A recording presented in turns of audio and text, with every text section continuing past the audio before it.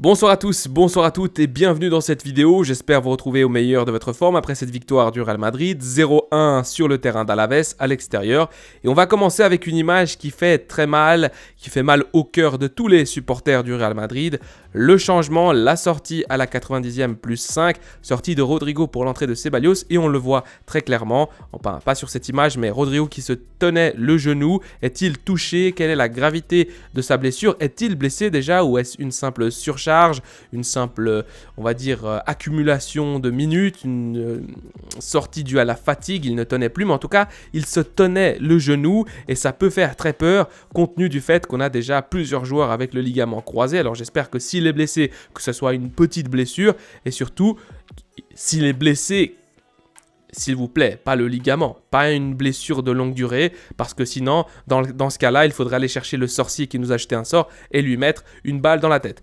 Un Real Madrid qui a fait vraiment un match pas très bon, une performance en dessous, et un Real Madrid qui était content de réussir l'exploit dans les arrêts de jeu avec cette tête de Lucas Vázquez qui va faire évidemment exploser le banc du Real Madrid. Ici vous voyez le coach Carlo Ancelotti qui embrasse son fils et un autre membre du staff technique du Real Madrid. Une victoire que le Real est allé chercher en toute fin de match sur un corner. Lucas Vázquez qui met un but de la tête à la 90e plus 2. Alors Lucas Vázquez qui est petit, qui a fait un très bon match selon moi, d'ailleurs un des seuls qui est sorti du lot finalement dans cette rencontre et qui est récompensé à la fin avec cette tête qui donne la victoire aux siens. Un Real Madrid du coup qui a été un poil brouillon devant et on va y revenir, un Real Madrid qui a été assez décevant.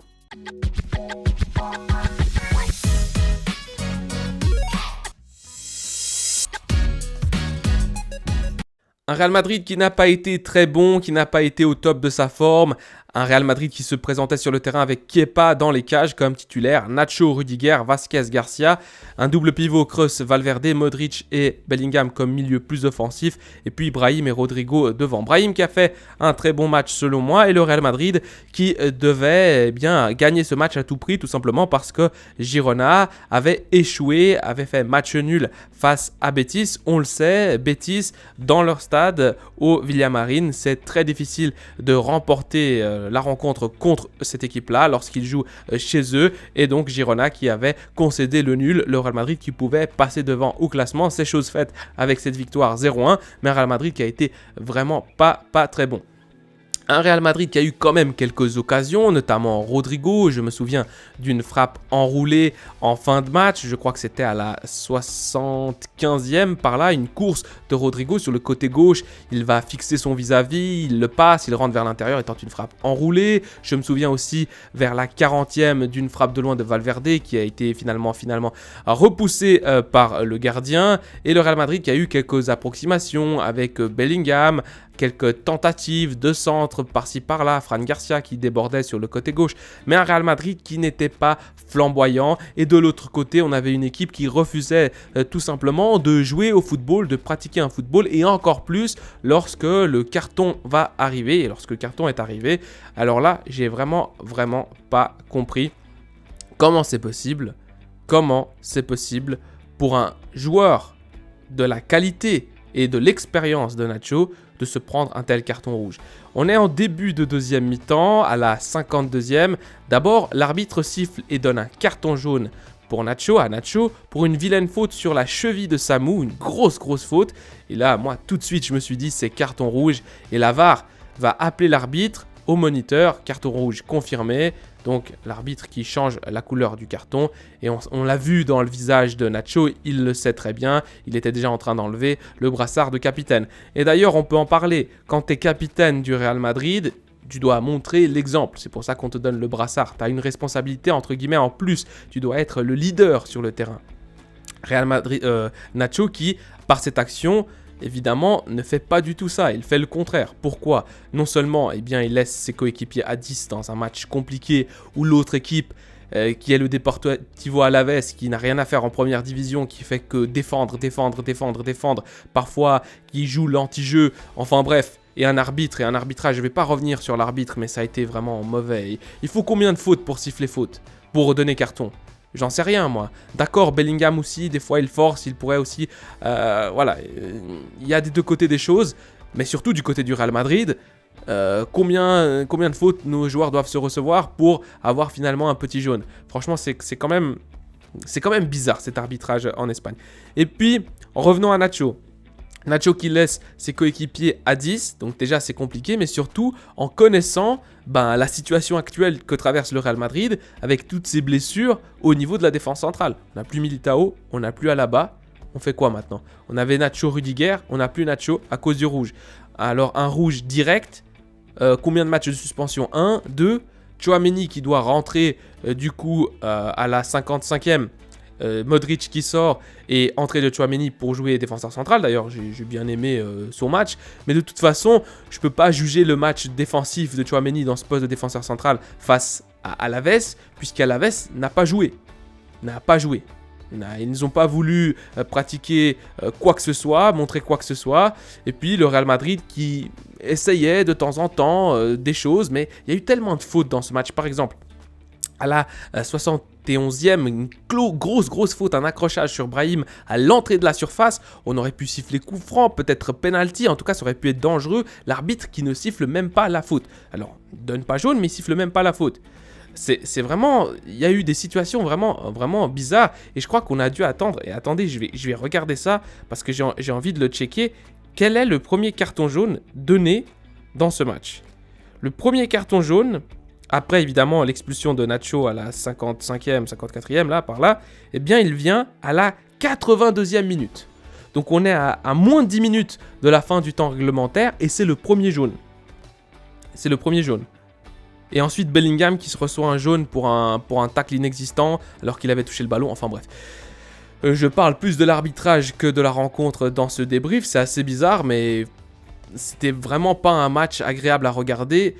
D'un côté par le jeu produit par le Real Madrid qui était un jeu lent, qui était un jeu sans beaucoup d'idées avec Kroos qui trouvait pas franchement les bonnes passes, Modric qui n'a pas été brillant, Bellingham qui rouspétait beaucoup, Brahim qui a été très bon, Rodrigo qui a été un petit peu disparu certaines fois, il a tenté quelques petites choses, mais je ne l'ai pas vu en forme, et un Real Madrid qui se trouvait pas jusqu'à la fin. Et c'est ça aussi le pouvoir entre guillemets du Real Madrid, de cet ADN, c'est d'y croire jusqu'à la fin, et à la fin on a un corner qui est assez drôle parce que à la 88e, je crois, il y a une bonne intervention défensive de Tchouaméni dans notre surface après une perte de balle de Vasquez. Et là, moi, j'ai ragé contre Vasquez. J'ai dit, mais Vasquez, je crois qu'il essaie de la remettre à Bellingham avec une touche un petit peu, un skill, un peu une touche en talonnage, je ne sais pas quoi. Il perd le ballon, il y a un contre rapide et Tchouaméni doit intervenir et il y a corner pour Alaves. Et là, ils disent, eh bien, 5 minutes de temps additionnel. Là, quelques secondes plus tard, une action de l'autre côté et on gratte un corner et 90 plus 2, corner je crois botté si je ne me trompe pas par Toni Kroos et c'est Lucas Vasquez qui vient planter une tête. Alors, et je vous ai mis ici une petite image avec le numéro 2 du Brésil, vous le reconnaîtrez sans doute, notre petit Lucas Vasquez qui à l'image d'un autre grand défenseur droit, Cafu, a été aujourd'hui sûrement l'homme du match du côté du Real.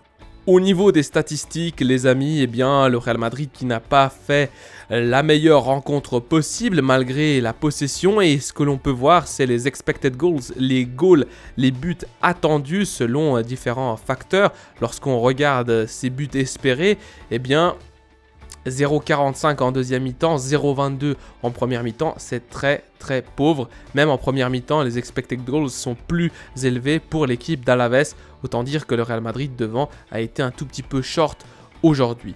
Mais c'est une victoire qui va faire plaisir puisque c'est une victoire qui va nous permettre de passer devant et d'aller en vacances tranquillement en tête du championnat.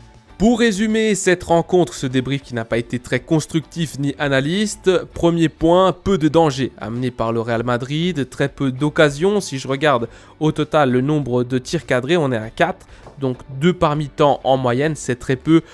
Tenant en compte la différence de qualité d'effectifs entre le Real Madrid et le Deportivo Alavés. Un très bon Lucas Vasquez, franchement dans ce match-là, il a été très bon. Il a été bon surtout par le danger qu'il amenait sur le côté droit, malgré le fait que par moments c'est difficile pour lui de centrer. En tout cas, il n'est pas très bon dans on va dire dans ce domaine, mais aujourd'hui il a été particulièrement